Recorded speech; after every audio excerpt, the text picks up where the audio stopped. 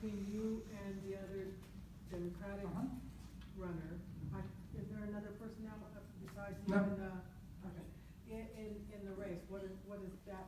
I know you said policy comes after getting in there, but why would we put you in there? What's Sure. your policy? Sure. So first and foremost, it's going to be an investment in investing in public education. We're going to treat teachers like professionals. That's very important in this state. That means paying them a wage in which they can build a career on and letting them teach. Second, we are going to focus on changing our economy so that companies start, build, and stay here in Arizona. Third, we are committed to health care, particularly Medicare for all, moving toward that direction in Arizona. And those are different from the other Democrats? Yeah, good question. I think that there's a lot of similarity. You know, those are very similar policies in lots of ways. I think the next question then is who can get the message out and who can get people off the couch. And that's where we have done it once, and we're prepared to do it again. We're prepared to do it again. Yeah. Questions? Yes. So I'm a teacher. This is my 9th year. Okay. What do you teach? So am I old enough? You get all the I thought you were the student. No, thank you. I'll be 34 next week. What do you teach? I teach in Alhambra. I teach math for freshmen and sophomores. That's great. Teach math too. Good for you. So I guess like how, you know, obviously with the legislature being controlled by a different party, and with some of their priorities, Sure. and with the state superintendent also, maybe Sure. hopefully changing. But how do you convince during like budget talks and budget negotiations about teacher pay that's not a 1% stipend, it's an actual raise? Like how do you convince them that education is an actual investment? Well, first off, you are assuming that the legislature is not going to change, and I'm not. Right? The reason why folks are jumping on board with this campaign is because they believe we can change turnout in their district. And with a couple seats on each side, the constitution of the legislature changes. Right? The issue hasn't been for the last decade. The Republicans have been in control. They've had a supermajority for a good chunk of that time. And with a supermajority, you don't have to engage with the minority party at all. And that's been the issue. And so the closer we get to the point where Democrats are splitting the House, splitting the Senate, then you're in a position to start impacting change. And so I'm not assuming that's the case, because look, you know, we do know we're a couple seats here and a couple seats there away from getting it. LD6, for example, being a good example. One in LD18 we can make up. And you know, those folks, many of them are giving us a hand or working with us because they know that we can increase turnout in their district. And so I'm not giving that one up yet. You know, it's going to be a big year for Democrats in 2018, beyond just the governor's office. Yes. You know, on the turnout, I mean, I don't know how to even ask the question, but how about if we have a campaign of, you know, mail-in ballots? Because there's a lot of people that really are lazy, but, you know, you just check the boxes, put it in the mailbox, and maybe we can, I mean, do you see that as a... Oh yeah, without question. I mean, the easier we make it to vote, the better off our side's going to be. You know, voter suppression has been very effective for Republicans, and so the extent to which we can make that easy is better. Look, let me tell you what's coming. About 8 weeks out, there is going to be a whole bunch of negative ads that are going to hit the airwaves, just Republicans have done for the last couple cycles. And the interesting thing about those ads is they don't really change people's minds. They sour people to the process. People get sick and tired, and when you start hearing people saying, man, I'm tired of those ads, I really can't wait for this thing to end, that's the time when we need to have a strategy to make sure we keep people on board. And a lot of that strategy is person to person. A lot of that strategy is building relationships. A lot of that strategy is having a ground game, meaning people, volunteers, who are working hard, helping you out to make sure people stay on board. That's the plan right there, because it's coming. And it's, you know, looking at 16, at ASU, I also teach a class in survey methods. We were following the 16 election, and it couldn't have come any quicker. And it couldn't have come any sooner, pardon me, because every day Hillary was losing support. On a daily basis, that was happening. And a lot of it was because your marginal voter, that person who kind of gets sick and tired of politics, once those ads hit, say, I'm done, I'm out, and I don't want to participate in this. And so we will have a specific strategy for those last 8 weeks to overcome what we know is going to be a barrage of negative ads. So. Yeah, people I communicated with, and they just said, I'm tired of this and it doesn't matter. That's exactly right. I'm tired of this and it doesn't matter, right? So that's the key right there. Is if I'm tired of this and it doesn't matter, number one, you got to show them candidates that look different from each other. Because when we have two candidates that are basically similar to each other, it's problematic. Why would they come out? You have to ask yourself that. And so, this is where our campaign is spending time and energy is on that exact issue.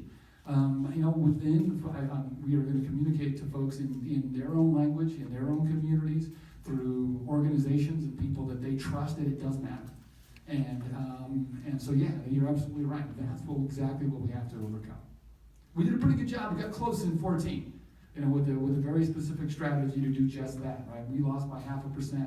The governor's candidate last in 14, lost by, I think it was 10 points. So we made up a lot of ground on our campaign. We've done this once, and we're ready to do it again. Other questions? Yes? Aside from your expertise in education, because you are the expert, what can you bring to the governor's office? Actually, my expertise is really numbers. My expertise is statistics. Many of the things that the legislature looks toward, particularly I'm a guy who spent time and energy in numbers and have focused on education. I also teach finance class. I'm teaching a school finance class at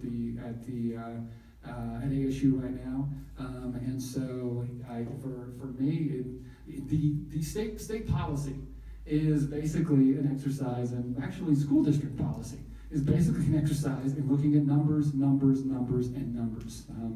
that's my background. And so I have been relied upon at the legislative level a lot because of that expertise, and it's going to be one of the key things we're going to bring in. Plus, you have leadership. There are a lot of folks who look toward veterans as leaders. I think that is part of it. And I've also been in an executive position at the Department of Education. I was the associate superintendent for the state of Arizona, so I got the chance to lead the state in some really complex education matters, and I bring that expertise in as well. So you do believe that the Arizona budget can handle all of the concerns that we have? Oh, I think without question it can handle all the concerns. The problem is we have too many holes in it that are allowing money to exit before it addresses those concerns. And the legislature knows, by the way, I'll give you a really good idea of where the legislature is going to cut. The legislature cuts where they know somebody else can backfill that hole. They cut schools. And they cut schools. Why? Because good people, good parents go out and get bonds and overrides passed to make up the difference. They cut in cities and towns and communities. Why? Because they know city, towns, and communities can go out for bonds and overrides on their own, or particularly for tax increases on their own to make up the difference. And it's a specific strategy on their part. And to some extent, every time, and if you ask me to come out and lead one of your override launches, I'll tell you exactly what I'm going to say. You're knocking on people's doors and doing the hard job that the legislature won't do. It's a tough thing to go ask people to increase their taxes. You're doing it, and the legislature should be doing it, right? You have good folks here, by the way, who are on board with that. But there's a lot of communities. I live in one. I'm from Mesa. Mesa is infamous for starving the beast, sending people to the legislature to cut off state funding, but they rely on Mesa Public Schools routinely to pass overrides to make up the difference, and that's where a lot of this system is broken. But don't you believe that by us, and I'm all for education because I'm a retired educator, but when we go to the parents and ask for a bond, aren't we giving Governor Ducey an out for that 1, 2, 3 that was? We're giving the legislature an out. We're giving them all an out, right? We're giving them all an out. Yeah, no question. Yes, we're giving the governor an out. We're giving the legislature an out. He convinced everybody that this was a yeah, that's exactly right.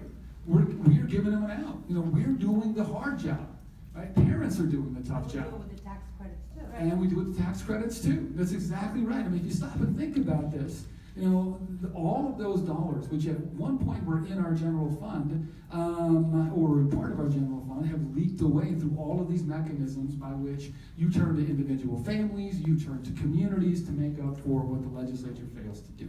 It happens all the time. Where's that money go? What's that? Where's all that money go? You know, it's been net, basically, for the last 10 years, the state budget is effectively the same size. All it's done is keep us afloat. That's it. That's it. So, tax cuts, and money doesn't come in on one end. The state budget stays about the same. Local dollars go up because people go and pass overrides or bonds or local.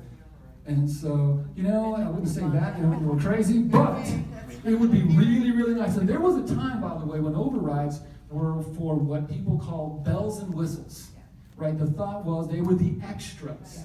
That's not the case anymore. They are local overrides are necessary. Yeah, local overrides are as much as state funding is, they are not bells and whistles anymore. And so that necessity is there because the legislatures continue to cut. And likewise, by the way, at the same time, we've had tax cuts that don't create jobs. We have corporate loopholes that allow money to exit the system. And we have folks who create tax credits that allow individual, private, or money to be used for really personal purposes. All of those things need to come to an end so that we have a general fund that's going to, going back to your question, that can work for everybody. Now, how do we make that happen without a big disruption? Because I sit on CDAC, and the same thing was going on.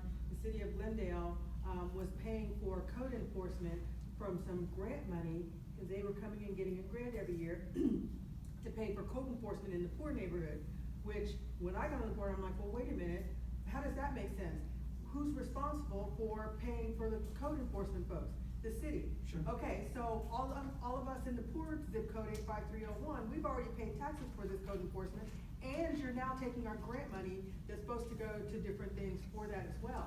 And so I voted for us not to pay them, not to give them that grant, and the money went instead to the shelter for girls that have been trafficked, and two other things that we split that $100,000 between. But they still got their code enforcement because now they've filled one position and they're looking for a part-time person. So, but in this case, the transition wasn't such a disruption. In the case of our schools, when you just say cut it off. Oh, I'm not saying cut it off. I mean, look, what we're looking at here is, I think this is going to be a really good disruption. We're going to close loopholes at the state level. We're going to have more money in the general fund, and we're going to have those dollars available for schools and school districts to put to good use. That's what's going to happen. They're going to use that so that they can pay teachers what they deserve. I don't see this as a major disruption, or at least a disruption on the good side, to be honest with you. And so, yeah, and look, we've also got some long-term work to do with respect to how we're funding schools. Bonds and overrides are getting tougher for a couple reasons. One, charter schools and open enrollment make bonds and overrides. They're getting harder and harder to pass.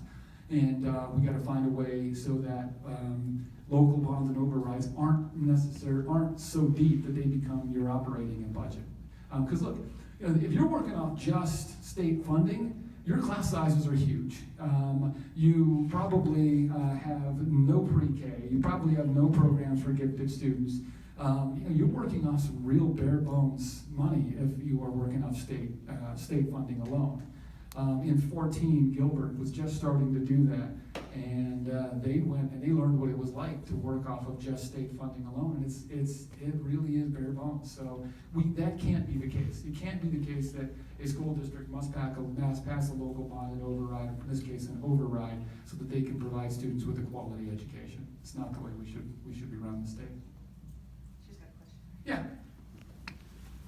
If we get a Democratic governor in office this time, will you be able to remove us from that Article 5 list that they put us on for the Constitution?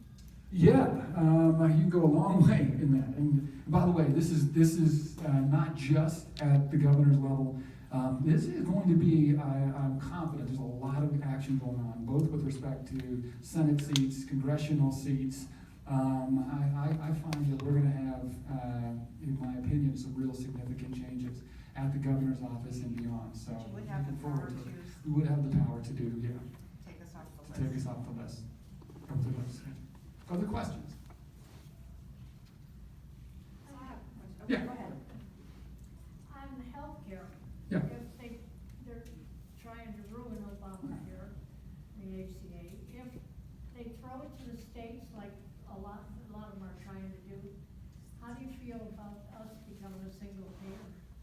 Yeah, that's a really good question. Single payer state level is not the same as single payer federal level, right? It's at the federal level a single payer needs to go to. What you're going to see happening in healthcare is, right now we've got three pots. We've got sort of folks who are on access, we've got a private market, and we've got folks who are getting employer-based insurance. And over time, what I think is going to happen, the way to solve this is to get that into one pot. And that is going to point us toward a single payer system at the federal level. Now, before we get there, states are going to have to do some patchwork. Every state's going to have to do a little patchwork. We are fortunate to have a very strong access system or Medicaid system that we can rely on. Other states are creating stability funds, potentially creating stability funds. And so I think what you're going to see in the next few years is a little bit of patchwork on behalf of the states, as folks at the federal level, I believe, are going to keep pointing toward a single payer system at the national level. That's what I think is going to happen. Want to go one more? One more question. So with charter schools, Yeah. we all have boards individually. John's on the board here at Cartwright. I'm in Glendale. And am I correct in thinking that charter schools have one board appointed by the governor? Well, their one board appointed by the governor is more like the State Board of Education. And so there are boards at the individual charter holder level too, which function more like governing boards. Okay. Which function more like governing boards. And what do you think Yeah. about that? Well, I think a few things. Number one, we need more transparency in charter schools. There are some basic questions about the use of public funds that we can't get answered about charter schools, and we need to get the answer to them. And so I think that is first. But on the other hand, I believe that we need to use the opportunities of deregulation in the charter school sector to really lighten up the load for our traditional public schools as well. Because, I don't know if you know this, but the financial record system for traditional public schools is called the Uniform System of Financial Records, affectionately known as USuffer, right? And that's an issue. That's an issue because, in my opinion, I think we've added way too many regulations on this. So the teacher raise, for example, the point, what is it, 1.06, there are school districts that are, in administrative costs, in order to make that run, are going to basically spend about half of that just to administer the process of getting the 1.06 out to school districts because of the requirements of making sure that money is directed in certain ways. We need more leeway among our traditional public school districts. We need an opportunity for them to do some really innovative things. I don't know if you know this, but the state will not build a high school until there are about 2,500 students in the area to attend it. That's really big. We need the opportunity to do some exciting things like, how many of you have been in Central Phoenix and seen the coding academy? That's great. And Phoenix Union did that sort of despite the state. And we need to encourage schools and school districts to do just that, those kinds of exciting projects, so that they have the flexibility and the ability to create some really innovative schools. So, love to see more of that happen. And ultimately, we got to let teachers teach.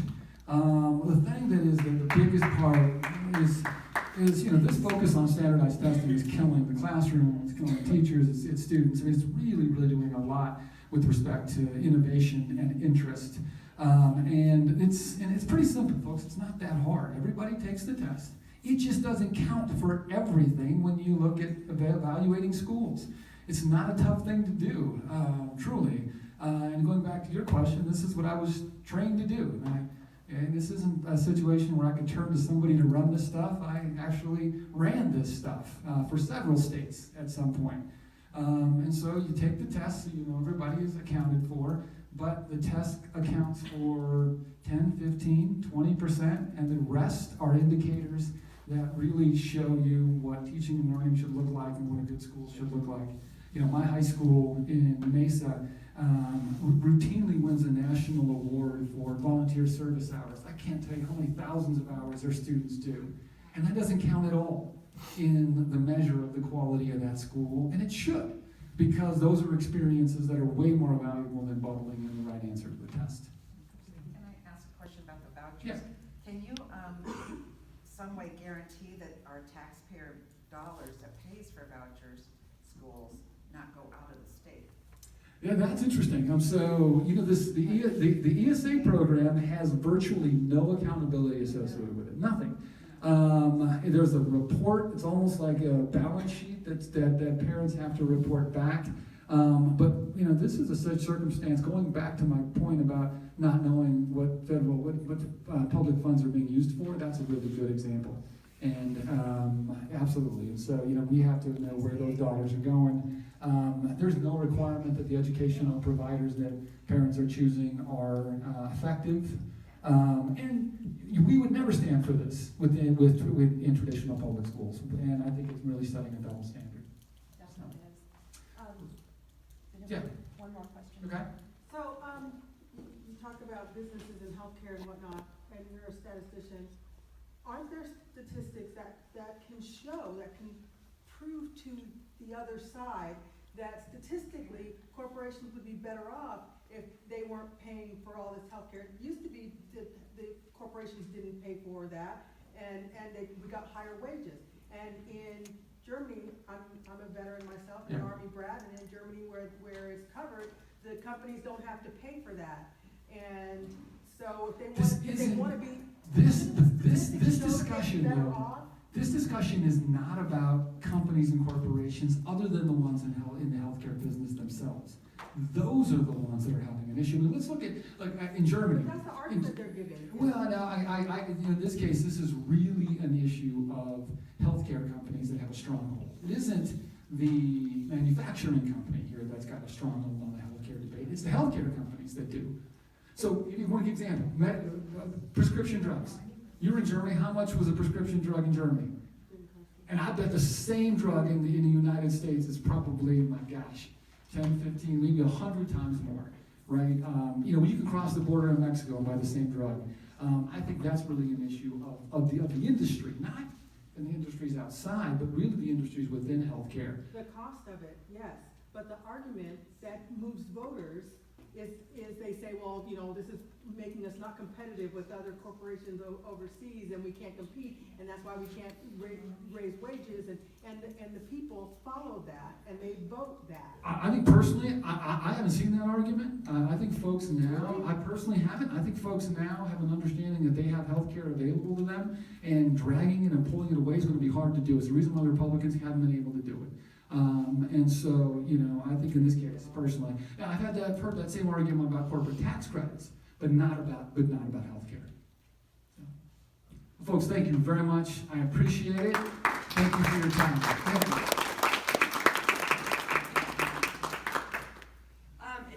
What I wanted to do real quick was to say that David's website is dg4az.com, Yep, az.com. and he released a video today. Yeah. And the video, one of the statistics said Arizona is #1 in political corruption, and that's all about the dark money. We all saw that 2 years ago. We've been seeing that a lot. We've been seeing it way too much. And #50 in education funding. Let's flip those numbers. That's right. Let's flip those numbers. Let's get it done. And I just want to recognize all the educators we have